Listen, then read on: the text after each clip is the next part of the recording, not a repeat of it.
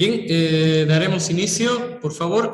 Para mí es un grato honor el presentar al profesor Andrés Alberdi, quien es licenciado en Matemáticas de la Universidad Mayor de San Andrés, con la primera tesis titulada sobre la lógica matemática. Es disertante en los Congresos Bolivianos de Matemáticas desde el 2015, así como en el primer Congreso de 1991. Es gerente de varias áreas de la empresa Síntesis Sociedad Anónima y con especialización en pagos masivos, biometría, e inteligencia artificial, con más de 20 proyectos implementados en el país, además de ser el creador de la teoría axiomática de conglomerados, para generalizar los fundamentos de la geometría. Es un honor para mí dejarlos en tan alta autoridad académica, por tanto, profesor Alberdi, el espacio es suyo. Muchísimas gracias. Buenas tardes a todos. Bienvenidos. Y muchas gracias a Sobolmat por una vez más permitirme dirigirme a ustedes. Quisiera comenzar comentándoles que por favor pueden escribir cualquier comentario, consulta, etcétera, en el chat o interrumpirme en caso de que lo requieran así. E inclusive, si es que habría alguna deficiencia en la conexión, también por favor, si me lo hacen notar, les agradecería mucho. Esta presentación va a tener varias formas de presentar, es decir, tener un video, eventualmente también el documento que están viendo en pantalla y el documento que es la base del trabajo que he ido desarrollando durante todos estos años. Todo lo que van a ver, los videos, los PDFs y la presentación inclusive la tengo en dimensiones en z.blogspot.com, entonces pueden entrar ahí también, por favor. Bueno, ¿qué es dimensiones en Z? Dimensiones en números enteros. Conocemos las dimensiones, conocemos lo que son los números enteros. ¿Habrán positivos, pero habrán negativos? Esa es la pregunta básica. ¿Qué quiero decir con geometría clásica? ¿Qué es la geometría clásica? Empieza con Euclides, todos sabemos, 2500 años atrás, la gran obra de Euclides que nos ha acompañado por casi 2000 años como la obra base de la geometría. Y esta obra ha sido formalizada, ha sido colocada en términos de teorías formales axiomáticas, primero con Pasch y luego con Hilbert, en 1899. Ese fue el año de la obra Grundlagen der Geometrie de David Hilbert, que fue una de las obras más importantes de su época. La geometría clásica, sin embargo, no queda ahí. Alfred Tarski, inclusive Birkhoff, han llegado a axiomatizar y a generalizar esta geometría. La geometría que conocemos todos, ¿no? La geometría que Euclides ha empezado. Estos son los sistemas axiomáticos para la geometría, de la geometría. Pueden ver en este libro Axiomatic Geometry de John Lee, bastante detalle de esta geometría axiomática, ¿no? Empezando por Hilbert, ¿no? Pasando por Birkhoff, e inclusive si tienen la suerte de leer a Emil Artin, el libro Álgebra Geométrica, que es un libro donde también hay otro sistema axiomático donde se postula esto. El libro de geometría axiomática tiene 2 axiomas, Hilbert incluyó 20 axiomas. Empezaremos por cuáles son los axiomas de incidencia de Hilbert. Y yo me he basado en los axiomas de incidencia de Hilbert, porque han sido los más básicos para poder hacer una generalización, para poder encontrar una forma más general de enfocar lo que podríamos generalizar como rectas, puntos, planos, etc. Y también ir hacia las dimensiones hacia abajo, dimensiones negativas. Estos son los 8 axiomas de incidencia de Hilbert, según el libro Geometría Superior de Efimov, ¿no? Los 8 axiomas. Y hay una sola restricción entre estos 8 axiomas, que es el penúltimo punto, ¿no? Si dos planos tienen un punto común, tienen al menos otro punto en común. No voy a mencionar todos los otros porque son muy obvios, ¿no? Existe una recta que pasa por cada punto, esa recta es única. Hay un plano que pasa por 3 puntos, ese plano es único, etc. Pero este punto, el 1,7, el axioma 1,7, que si dos planos AB tienen un punto común, tienen al menos otro punto común, se limita a 3 dimensiones. Porque no sé si ustedes se pueden dar cuenta, pero en 4 dimensiones, dos planos pueden tener un solo punto en común. Eso pasaría si es que extendemos los, básicamente los axiomas a 4 dimensiones, ¿no? En 4 dimensiones, dos planos tienen un punto en común. Las dimensiones, el punto es dimensión 0, la recta dimensión 1, el plano dimensión 2, el plano, no solo el cuadrado, es solamente una representación.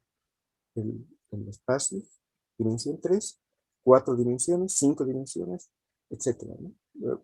Tenemos inclusive teorías infinito-dimensionales, entonces, en términos positivos, las dimensiones están bastante bien concebidas, e inclusive las podemos ver bien, las podemos concebir muy bien.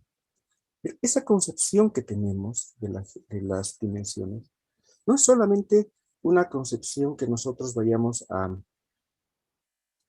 a especificarla como una definición única de nuestra intuición. Hay muchas definiciones.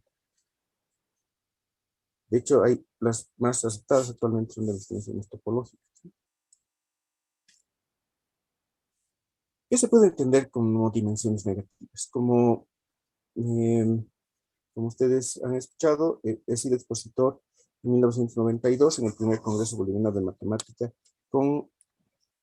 postulando esta idea, ¿no? De dimensiones negativas. ¿Qué sería una dimensión negativa? ¿Qué podemos entender por dimensión negativa? ¿No? Como les decía, ahí la dimensión se entiende como vectores linealmente independientes en álgebra lineal, ¿no? Esa es la concepción que todos tenemos, la primera concepción que nos enseñan en la universidad. En topología hay una otra definición que se basa en el orden de cubiertas abiertas. Hay dimensiones fractales. Si ustedes han leído el libro de fractales de Noah Mandelbrot, van a ver que hay dimensiones reales, no solamente fraccionarias, sino dimensiones fractales. Y muchas de ellas se basan en la cardinalidad. Es básicamente la cardinalidad, la cantidad de objetos que están en una base, el orden, que es una cardinalidad de cubiertas abiertas. Es decir, podemos asociar dimensión con cardinalidad. Es que los puntos podrían tener partes, pero unas partes de manera... ¿Qué serían? Si existirían las partes, ¿cómo podríamos definir las partes de un punto? ¿Qué serían? Y además, obviamente, tenemos que mantener las jerarquías, ¿no? Es decir, no podemos hacer que una recta ya sea parte de un punto o un plano sea parte de un punto, etcétera, sino sabemos que una recta es parte de un plano es parte del espacio, un punto es parte de la recta. Tenemos que mantener esa jerarquía. ¿Cómo podríamos pensar? ¿Una proyección inversa, tal vez? Digamos que tomamos puntos en un plano, ¿sí? Digamos que ese plano le damos la vuelta, ¿no? Lo giramos un poquito, es el mismo plano, digamos. Lo giramos un poquito y pueden ser vistos esos puntos como rectas de lado, digamos. Si quisiéramos hacer como una proyección inversa, ¿no? Como si estuviéramos proyectando hacia adentro. Pero tendríamos cosas así, ¿no? Puntos paralelos, por ejemplo. Puntos coincidentes, ¿no? Podríamos tener este tipo de comportamiento, ¿no? Que hay dos puntos como objetos en común. O por ese punto pueden pasar dos o más de estos objetos. Si identificaríamos los puntos con esas rectas, imagínense que estamos identificando cada punto con una recta, ¿no? Con una recta que pasa, más o menos, esta es como una idea de cómo se podrían ver los objetos dentro de los puntos, ¿sí? Los componentes de estas rectas, cada componente de esta recta podría ser esas dimensiones negativas, una dimensión menor al punto. No se olviden que esto es solamente una idea, ¿no? No es exactamente el gráfico que estamos buscando. De hecho, no podemos dibujar lo que está dentro de un punto, pero esto nos permitiría tener una idea, más o menos, de lo que se quisiera hacer y de algunos problemas que podríamos tener. Bueno, esos puntos son paralelos, estos puntos serían coincidentes, estos, no sé, dos puntos, imagínense que esta es la recta, ¿sí? Imagínense que esta es la recta, esta negra que está aquí, que estoy mostrando. Estos dos rojitos son los puntos. Entonces esos dos puntos formarían una recta, ¿no? Pero como tienen objetos, esa recta sería como una especie de plano. Y esos dos puntos serían como rectas, que serían ese plano, ¿no? Pero nos topamos con otro problema más. En esas abstracciones, en esas especulaciones, en esas ideas intuitivas que les estoy mostrando, dos rectas alabeadas, ¿no? Si dos puntos forman una recta, ¿podrían no formar una recta? Como hacen las rectas, ¿no? Dos rectas que se llaman alabeadas, ¿no? Digamos esta recta que vemos aquí en rojito, y la recta verde son alabeadas y no forman un espacio. Digamos que dos puntos forman una recta, dos rectas forman un plano, así. No siempre, ¿no? Aquí dos rectas, por ejemplo, forman un espacio. O como les decía antes, en 4 dimensiones, dos planos tienen un punto en común. No necesariamente un plano en común. Una recta en común. Entonces, ¿cómo podríamos formalizar? A ver, la idea ha sido, todas estas ideas así locas, jaladas de los pelos, ¿cómo podríamos formalizar? ¿Cómo podríamos hacer una teoría que funcione? Tendríamos que considerar lo más básico primero. Como les he dicho, los axiomas de incidencia. Hacer una aproximación axiomática en lugar de armar conceptos, ¿sí? No solamente conceptos con analogías, sino hacer la teoría axiomática de todo esto. ¿Basado en qué? Necesitamos unos niveles de objetos básicos, ¿no? Primero puntos, luego los puntos están en las rectas en los planos, etc. Y así hacia arriba, ¿no? Asociados con una dimensión, si quieren. O sea, ponerle a todos los puntos un 0, ¿no? A todas las rectas un 1, a todos los planos un 2 y así sucesivamente, ¿no? Es lo básico, ¿no? Lo más básico posible. Y esos axiomas nos deberían permitir generalizar los 8 axiomas que hemos visto ya de incidencia de accesibilidad, ¿no? Al menos eso es lo más básico, ¿no? Lo realmente más básico que podríamos tener. Entonces, traduciendo esos a dimensión -1, digamos que esos objetos que hemos visto, esos amarillitos que veíamos, esas cosas que están dentro de los puntos, esos objetos, llamamos -1 objeto, ¿no? Cualquiera que sean los dos -1 objetos, A y B, existe un punto que pasa por cada uno de ellos. Cualquiera que sean los -1 objetos diferentes, A, B, existe a lo sumo un punto que pasa por cada uno de esos objetos. En cada punto hay al menos 2 objetos. Imagínense, en cada punto hay por lo menos 2 de esos objetos. Existen al menos 3 -1 objetos que no pertenecen al mismo punto. Cualquiera que sean 3 -1 objetos que no pertenecen al mismo punto, existe una recta que pasa por cada uno de esos 3, ¿no? Aquí el punto es la recta y la recta es el plano, ¿no? O sea, la analogía, digamos, con cada uno de los axiomas. En cada punto hay al menos un menos un objeto. Sean 3 menos un objetos ABC que no pertenecen a un mismo punto. Existe a lo sumo una recta que pasa por cada uno de esos 3 menos un objeto. Si 2 menos un objeto diferentes A y B del punto P pertenecen a la recta R, cada menos un objeto del punto P pertenece a la recta R. Si dos rectas R y S tienen un menos un objeto en común A, tienen al menos otro menos un objeto en común B. Bueno, esta es una condición restrictiva, como veíamos, solamente se va a cumplir para cierto tipo de dimensiones, ¿sí? Porque en 3 dimensiones solamente se cumple. El axioma de Hilbert solo se cumplía en 3 dimensiones. Y existen al menos 4 menos un objetos que no pertenecen a la misma. Entonces, con base en todo lo que estamos viendo aquí, he permitido generalizar y con algunos comentarios, ¿no?, sobre lo que estamos viendo. Se contemplan solamente casos de incidencia para 1 o 3 dimensiones. Son restringidos. Como les decía, en 4 dimensiones, 2 planos se cortan en un punto. ¿Cómo sé que en 4 dimensiones 2 planos se cortan en un punto? No sé si ustedes intuitivamente lo ven, pero si hacemos el plano XY y el plano ZW, en 4 dimensiones se van a unir en el punto de origen. Eso es lo más básico que les puedo comentar ahorita. Si hacemos un eje de coordenadas 4-dimensionales, los 4 planos van a ser perpendiculares entre sí y se van a cortar en el punto de origen.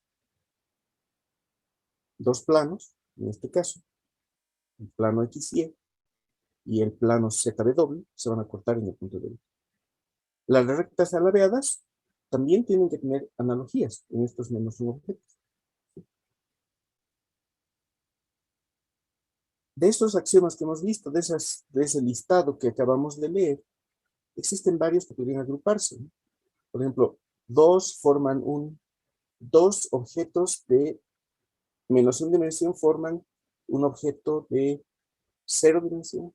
2 objetos de 0 dimensión forman uno de más 1 dimensión. Para generalizar dimensiones negativas se deberían tomar acciones de incidencia generalizadas a su vez, que abarquen mayores dimensiones, propiedades que cumplan todos los objetos. Y en este contexto nuevo, los axiomas de incidencia del Hilbert deben cumplirse, como un caso especial.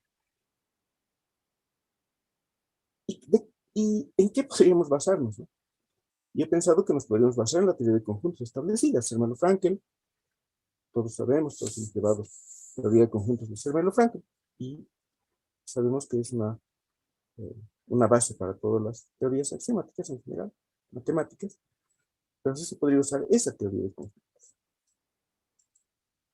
Y es así que me he permitido elaborar desde el año 2017 este trabajo de las dimensiones en números enteros. Formalizar una teoría axiomática basada en teoría de conjuntos y en el concepto generalizado de dimensión, extendiendo los axiomas de incidencia de Hilbert a dimensiones finitas, positivas y negativas.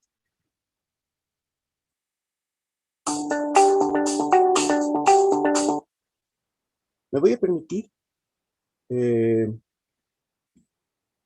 mostrarles un par de videitos que he elaborado para que pueda ser más didáctico, si quieren, lo que he ido haciendo, ¿sí? No son formales, son videos de divulgación. Entonces, por favor.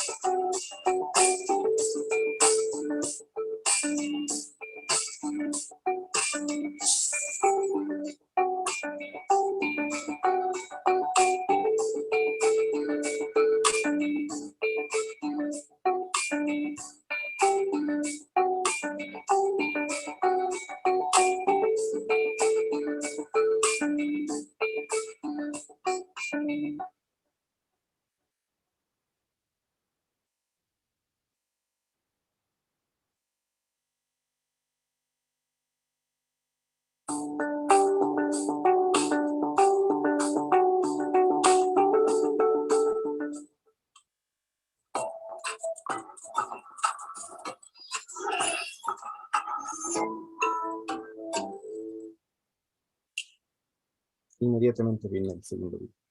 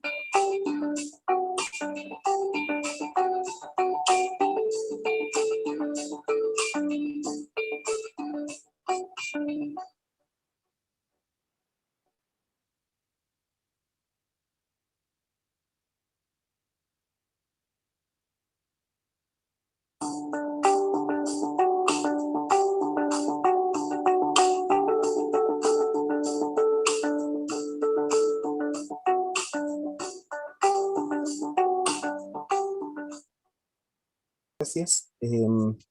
Estos videos los pueden ver y los pueden bajar también de este blog, dimensionesenzblogspot.com, si quieren verlo con más detalle. Pero les recomendaría, como matemáticos, que vean el documento, ¿sí? Este documento es un documento que ya, bueno, tiene cerca de 200 páginas, ¿sí? A diferencia de los videos, aquí no he puesto casi ningún dibujo, ninguna guía. Casi todo es formal, ¿sí? Bueno, estos videos me han permitido, presentados a la Academia de Ciencias de Bolivia, me han permitido obtener un premio de innovación. Ahora, siguiendo un poco más hacia la parte un poco más rigurosa, ¿sí? Un conglomerado es un conjunto. Una clase, si vamos a tomar los términos de la teoría de conjuntos de Gödel, Bernays, Fourier. Pero imagínense, es un conjunto compuesta por objetos abstractos que irán decantando en el desarrollo del documento. Básicamente son objetos. Aquí no estoy poniendo que sean puntos, que sean rectas, no estoy suponiendo nada. Solamente estoy suponiendo un conjunto de manera que tenga una función que vaya de ese conjunto en los números enteros. Y definimos una relación que lo que hace es igualar las dimensiones, básicamente. Imagínense DIM, he puesto DIM por dimensión, pero en el documento está solamente una letra, delta, ¿no? Entonces, aquí imagínense que todos los objetos están en clases, ¿sí? Esas clases son clases de equivalencia, porque si pueden ver la relación tres rayitas que vemos aquí, en este lugar, esta relación tres rayitas es una relación bastante obvia, ¿no? Que es una relación de equivalencia. Y podemos definir digamos, esta relación entre Z y C, esta función entre Z y C, que va a ser biyectiva, como el levantamiento de esta, ¿no? Como vimos, entonces, esta notación brackets, que también veíamos en los videos, va de los conjuntos, de las clases, perdón, de Z en las clases no vacías. ¿Ya? Básicamente eso es lo único que necesitamos. Y ver que aquí, como pueden observar, hay una otra descripción de la grilla, ¿no? Es la grilla que veíamos. En cada línea de esa grilla es ¿no? Una clase de equivalencia con la relación que nos dice. A cada objeto de un lado de la grilla relacionamos con otro objeto en una clase siguiente. Tiene que ser necesariamente en la clase siguiente, ¿sí? Es decir, cada punto está en una recta. Los puntos están en las rectas están en los planos están en los espacios, así sucesivamente. Eso es lo que quiere decir esta T, ¿sí? La relación T. Las dos condiciones, bueno, son tres. La primera es la que vemos aquí, ¿no? Que la relación T tiene que ir eh, de objetos en X a objetos en X más 1.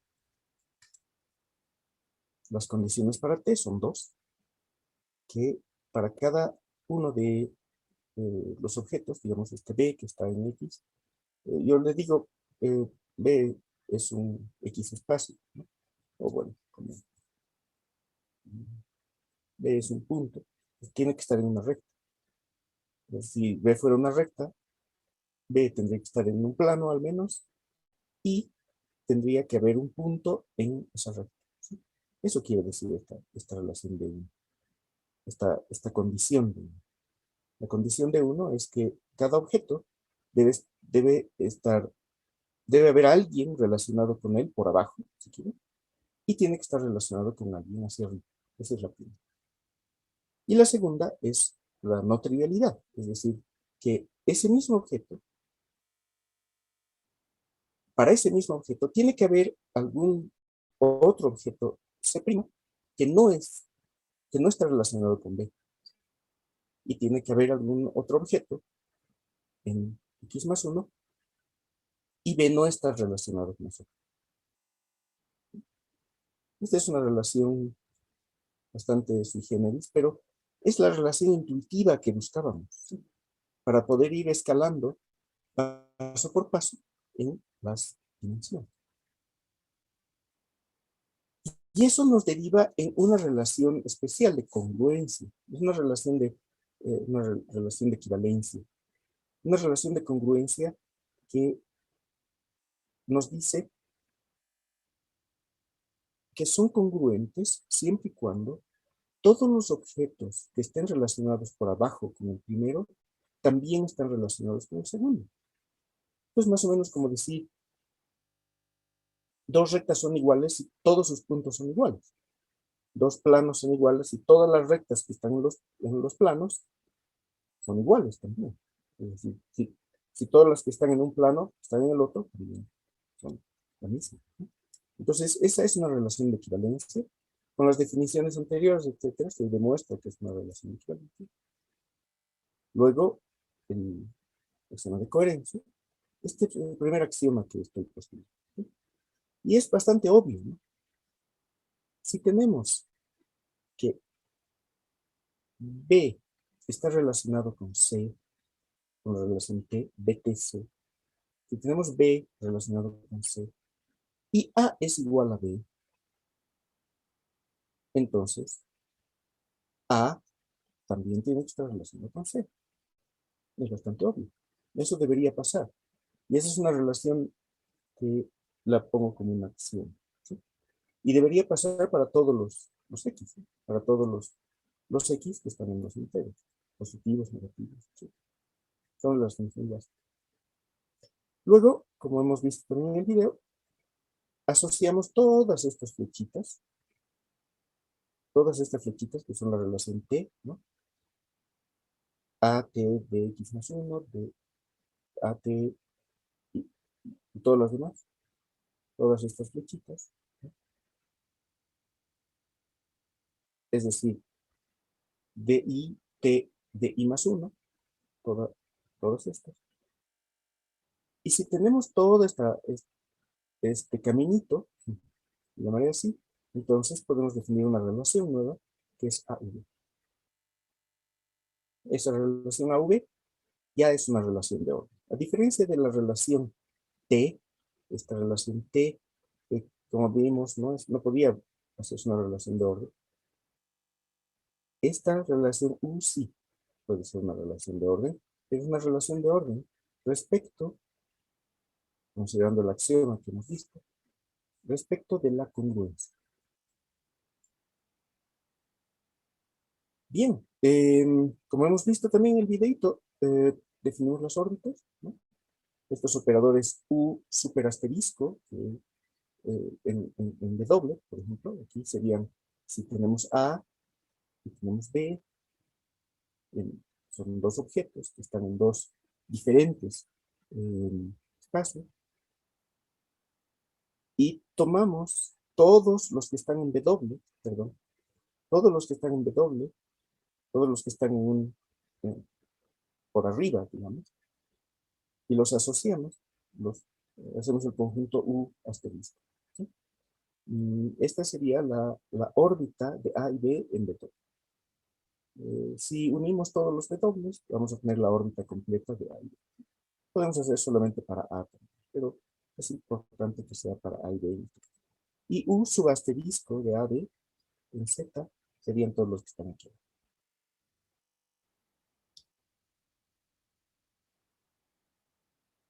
Y este resultado es, de acuerdo a lo que definimos, si definimos M como X más Y menos M pequeño, que sería el más grande, el más grande de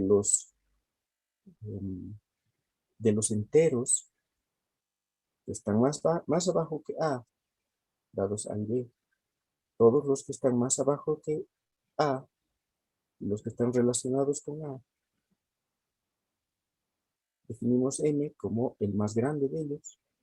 Son enteros, tienen cota superior, entonces existe el máximo. Y lo mismo por arriba, tenemos B, tenemos A, tenemos todos los que están en A y en B. Y esta relación se puede probar, ¿no? Si existe este Z, es decir, que hay al menos uno de los objetos por debajo de A y B que están relacionados con A y con B a través de T, a través de U, perdón, entonces podemos decir que existe el máximo. Si hay al menos uno, hay el máximo. Y si hay al menos uno de los de arriba, también hay el mínimo. Pero definimos que es M de AB con esto, de esta forma. Y esta relación se va a cumplir en todos los espacios, de todas las dimensiones que nosotros vayamos a poder conseguir. Y este axioma, el segundo axioma que tengo, que postulo, es el axioma de incidencia, que si existe el M de AB, entonces va a existir un objeto en esa dimensión tal que para todos los enteros Z, la órbita de A y B va a estar dentro de B. En el anterior sería este. Va a existir va a existir este D, de manera que va a englobar todas las órbitas de A y de B. Ambas órbitas. Va a estar la órbita de A, todo lo que está aquí, todas las flechitas naranjas que salen de A. La órbita de B serían todas las flechitas que salen de B. Y la órbita de D englobaría a ambas. Eso es que U subasterisco de AB en Z sea un subconjunto de U subasterisco de B en Z. Y lo contrario, ¿no? Eh, la órbita inferior de B son todas las flechas que llegan a B. La órbita inferior de A son todas las flechas que llegan a A. Y si tenemos el axioma es que va a existir un único, perdón, que va a existir un objeto en N de A, en N mayúscula B, que va a englobar las dos órbitas, la órbita de A y la órbita de B. Y eso es también lo que significa la patrón. Ese es el segundo axioma. Es decir, lo que les decía, A y B, los objetos, con su órbita, digamos, la órbita inferior, todas las flechas que llegan a A, todas las flechas que llegan a B, entonces va a existir un C que va a englobar la órbita de A y la órbita de B. Va a haber una flecha de A a C y una flecha de B a C. Ese es el axioma. Estimado profesor Alberdi, quiero informarle que tiene 9 minutos más para su conferencia. Después vamos a proseguir con la ronda de preguntas. Perfecto, Gracias. muchas gracias. Se puede probar que hay que M mayúscula y M minúscula son únicos y que ese objeto que hemos armado es único. Ese objeto es único. Es decir, único en el sentido de la congruencia. Y a ese objeto único que está por abajo, como aquí ven, este D englobaría las dos órbitas. No hay un objeto C que vaya directamente. No hay un objeto de esta forma. Tampoco habría un objeto de esta forma. Entonces, a ese D le llamamos A flecha bajo D. Y a este E, que engloba las órbitas superiores de D y de A, le llamamos A flecha arriba B. Esas son las definiciones de A flecha abajo y A flecha arriba. Con esas definiciones probamos que A flecha arriba A es A, que A flecha arriba B, y también que BU a flecha arriba B. Bueno, varias propiedades, que es conmutativa, por ejemplo. La asociatividad es un poco, tiene un truco adicional, pero sí también se ve que es asociativa. Y la distributividad tiene aún más trucos, ¿sí? Pero se cumplen todos, ¿no? Pero todos estos trucos así. Por ejemplo, que si A es equivalente a B, es decir, esto es la congruencia de flecha abajo y congruencia de flecha arriba respecto de de esta igualdad. Finalmente, el axioma de la construcción. Dice que si tenemos B y tenemos A, va a haber un C, de manera que A flecha arriba, este C va a ser este. Y lo mismo, va a existir un B, tal que A es congruente con B flecha abajo.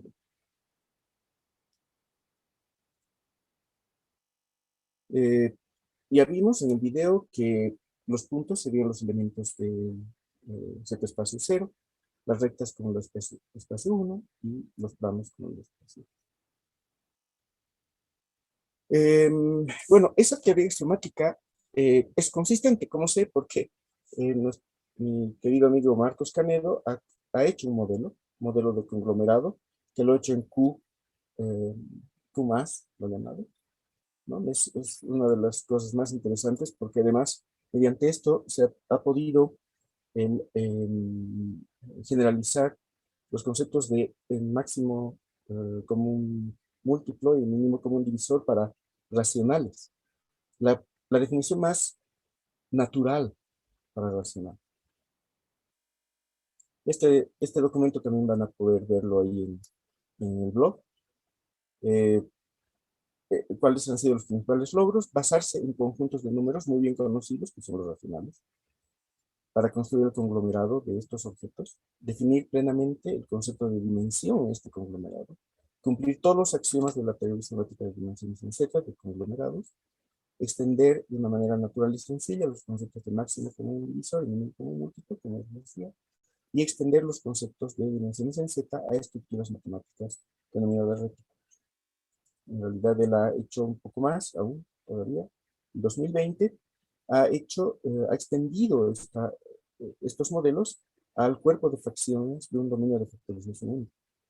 Este es un documento que también lo pueden encontrar en el blog, pero van a poder ver que ha hecho infinitos modelos. Nos permite tener este documento que hizo Marcos, nos permite tener infinitos modelos de la teoría sistemática que les he comentado. Generalizando la noción de divisibilidad y de ideal, creando conceptos de ideales fraccionarios y divisibles racionales. Además, como ven, esto para el anillo de los enteros, su cuerpo de fracciones, pero también ha extendido a los enteros gaussianos y su campo de fracciones, ampliando las nociones establecidas en enteros gaussianos a los racionales gaussianos, permitiendo establecer correspondientes naturales en su campo de fracciones, e inclusive, si tomamos el dominio de factorización única R, el campo de fracciones R de X con característica 0 extiende esa noción de divisibilidad a polinomios algebraicos, generando un cuerpo de funciones racionales y además indicando que al final se puede ver, si es un campo, entonces f de X es un dominio de factorización única. Esas son varias cosas que Marcos. Yo les pediría, si quieren bajarse el documento que les estoy mostrando, que por favor entren aquí a dimensionesenz.blogspot.com o me manden un correo a alberdi@gmail.com si quieren cualquier consulta, cualquier duda. Y bueno, yo quería terminar en los 3 minutos que me quedan con comentándoles algunas cosas en qué se ha avanzado, ¿sí? Aquí, por ejemplo, me gustaría mostrarles. Es un pantalla. ¿Aló? Sí, está en línea todavía. El profesor Luis Alberto Mendoza encendió su micrófono sin querer, tal vez. Okay. Cualquier pregunta, igual, por favor, no duden en consultar, etcétera. Yo les pedí.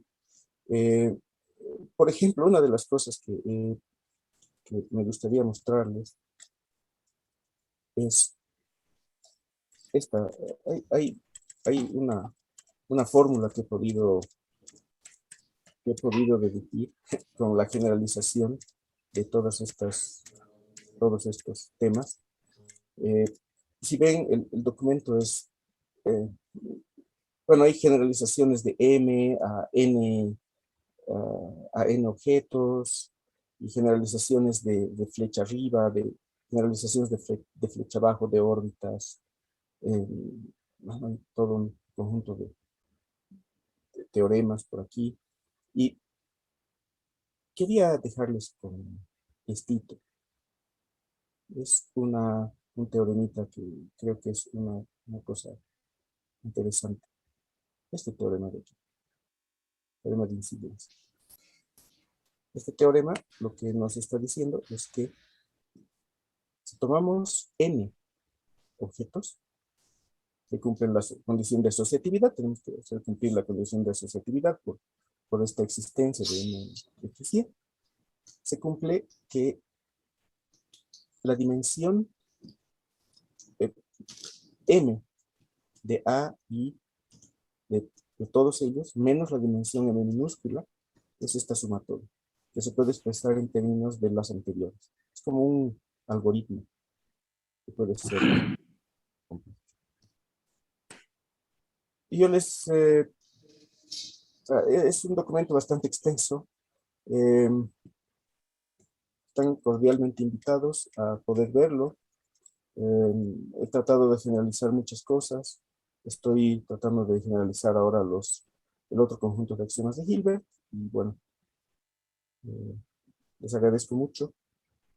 Los dejo con el resumen de la axiomática planteada. Y yo sé que deben haber muchísimas preguntas, obviamente hay más preguntas que respuestas, porque es un trabajo nuevo, que no ha sido desarrollado por nadie. Y, por favor, las preguntas que tengan, bienvenidas.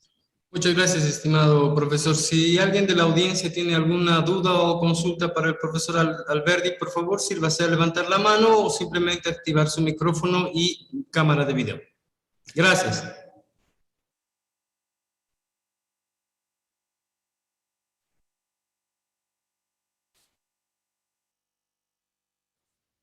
Voy a dejar el blog. Ok. El blog de dimensiones.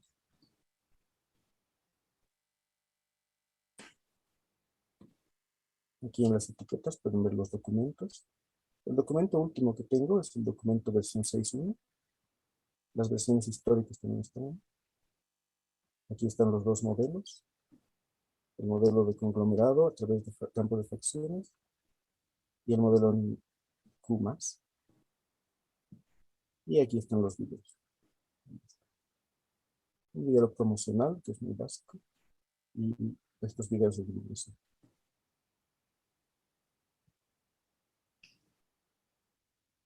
Perfecto. Si no hay más consultas o si no hay consultas para el profesor Alberdi, ¿no hay alguna duda?